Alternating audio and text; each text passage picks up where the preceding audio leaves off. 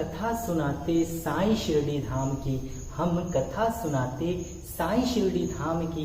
ये साईं सच्चरित है, ये साईं सच्चरित है, पुण्य कथा मेरे शिरडी के साईं राम की। साईं जीवनमाला प्रस्तुत करते हैं श्री साईं सच्चरित अध्याय 37, कथा मेरे शिरडी के साईं राम की। ओम साई राम। स्वागत करता हूँ आपके अपने चैनल पे। मैं हूँ रामचंद्र गुप्ता, सह सचिव श्री साईं बाबा सेवा आश्रम कलकी रोड कोटा, जिला बिलासपुर, छत्तीसगढ़ से। आज हम आपको और साईनाथ महाराज को साईं की द्वारका माई से श्री साईं सच्चरित अध्याय 37 की पावन कथा को सुनाने जा रहे हैं। तो आप भक्तों से आग्रह कि बाबा के इस कथा को पूरा देखें, बीच में बिल्कुल भी ना छोड़ें, क्योंकि यह कथा शिरडी के साईं की है। और जो भक्त बाबा की इस कथा को सुनता है, अपने जीवन में उतारता है, शिरडी के साईं उस भक्त की सारी मनोकामना पूरी करते हैं और उसके सारे संकट और कष्ट को दूर कर देते हैं। साईं की ये कथा हमें साईं धाम के संचालक व साईनाथ महाराज के परम प्रिय मानस से श्री कैलाश चंद्र गुप्ता जी के आदेशानुसार साईं की द्वारका माई में हमें बाबा को सुनाने का आदेश मिला है, जिससे बाबा इसे सुनकर संसार में फैली महामारी को दूर करें और सबके जीवन में खुशियां ही खुशियां लाएं। तो चलिए शुरुआत करते हैं साईं सच्चरित अध्याय 37 की पावन कथा को। अनंत कोटि ब्रह्मांड नायक राजाधिराज योगी राज परम ब्रह्म श्री सच्चिदानंद सद्गुरु साईनाथ महाराज की जय। चावड़ी समारोह। इस अध्याय में हम कुछ वेदांतिक विषयों पर प्रारंभिक दृष्टि से समालोचन कर चावड़ी के भव्य समारोह का वर्णन करेंगे। प्रारंभ।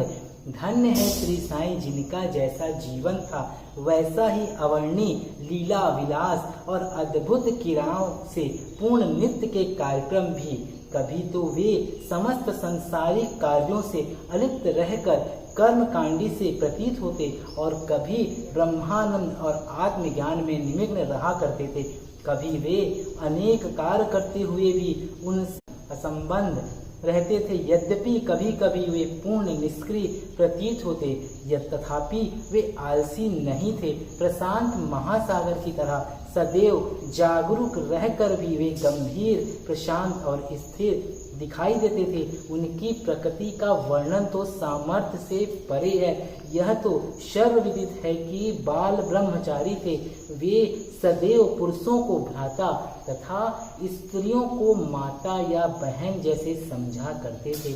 उनकी संगति द्वारा हमें जिस अनुपम ज्ञान की उपलब्धि हुई है, उसकी विस्मृति मृत्यु पर्यंत न होने पाए, ऐसी उनके श्री चरणों में हमारी विनम्र प्रार्थना है। हम समस्त भूतों में ईश्वर का ही दर्शन करें और नाम स्मरण की रसानुभूति करते हुए हम उनके मोह विनाशक चरणों की अनन्य भाव से सेवा करते रहें। यही हमारी आकांक्षा है।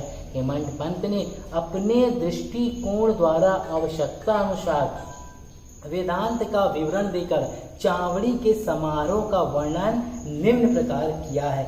बाबा के शयनागार का वर्णन पहले ही हो चुका है।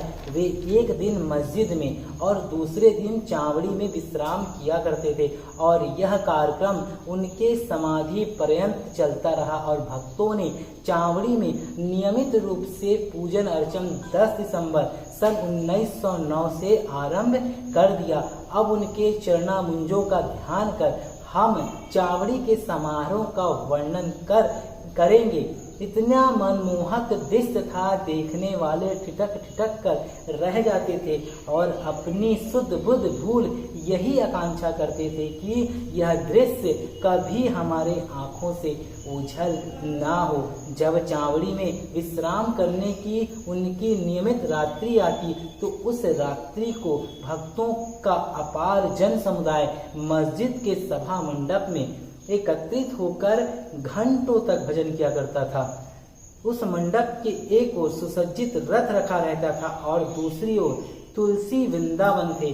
सारे रसिक जन सभा मंडप में ताल, चिपालिस, करताल, मृदंग, खंजरी और ढोल आदि नाना प्रकार के वाद्य लेकर भजन आरंभ कर देते थे। तभी इन सभी भजनांधी भक्तों को चुंबक के समान आकर्षित करने वाले तो श्री साईं बाबा ही थे। मस्जिद के आंगन को देखो तो भक्तगण बड़ी उमंगों से नाना प्रकार के मंगल कार्य संपन्न करने में संलग्न थे। कोई तोरण बांधकर दीपक जला रहा था तो कोई पालकी और रथ का श्रृंगार कर निशान आदि हाथों में लिए हुए। कहीं कहीं श्री साईं बाबा की जय जयकार से आकाश मंडल गुंजायमान हो रहा था। दीपों के प्रकाश से जगमगाती मस्जिद ऐसे प्रतीत हो रही थी मानो आज मंगलदायिनी दीपावली स्वयं शिरडी में आकर विराजित हो गई है। और मस्जिद के बाहर दृष्टिपात किया तो द्वार पर श्री साईं बाबा का पूर्ण सुसज्जित घोड़ा श्याम सुंदर खड़ा था। श्री साईं बाबा अपनी गाड़ी पर शांत मुद्रा में विराजित थे कि इसी बीच भक्त मंडली सहित तात्या पाटिल ने आकर उन्हें तैयार होने की सूचना देते हुए उठने में सहायता की। घनिष्ठ संबंध होने के कारण तात्या पाटिल उन्हें मामा कहकर संबोधित करते थे। बाबा सदैव की भांति अपनी वही कपनी बगल पर सटका दबाकर चिलम और तम्बाकू साथ लेकर कंधे में कपड़ा डालकर चलने को तैयार हो गए। तभी आगे क्या होता है यह कथा हम अगले वीडियो में आपको पूरा बताएंगे। आप बने रहें साईं जीवन माला के साथ, क्योंकि ये साईं के जीवन की कथा है, साईं सचेत कथा है। क्योंकि मैं अभी ये कथा का विराम यहाँ पर इसलिए कर रहा हूँ, बाबा के मंदिर का निर्माण कार्य चल रहा है, आप आवाज़ सुन सकते हैं, छड़ सेंटिंग का काम चल रहा है, इसलिए डिस्टर्बेंस हो रहा है, इसलिए मैं यहाँ पर इसको रोक रहा हूँ। अगले वीडियो को मैं से पूर्ण करूँगा और आप लोगों से आग्रह कि आप भी मंदिर के निर्माण में अपने सामर्थ्य अनुसार दान करें, क्योंकि जो भक्त बाबा के मंदिर निर्माण में सहयोग करता है बाबा उस पर अपनी अपार कृपा बरसाते हैं। तो बोलिए साईनाथ महाराज की जय। ओम साई राम।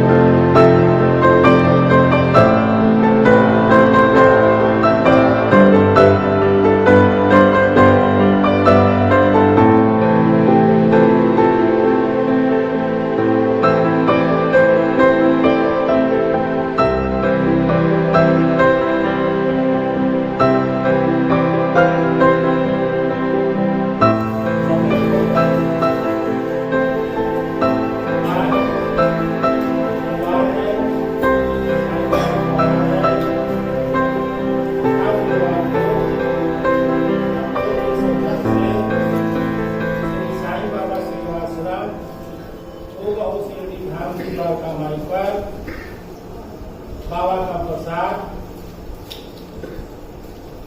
लोगों को खिलाया जाता है और ये सब कार्यक्रम साईं भक्तों के द्वारा हर गुरुवार को संपन्न होता है।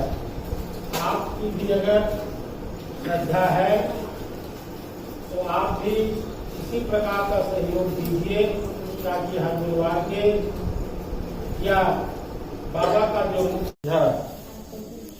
बोलो साईं बाबा की जय। जय। ये सामने आप भी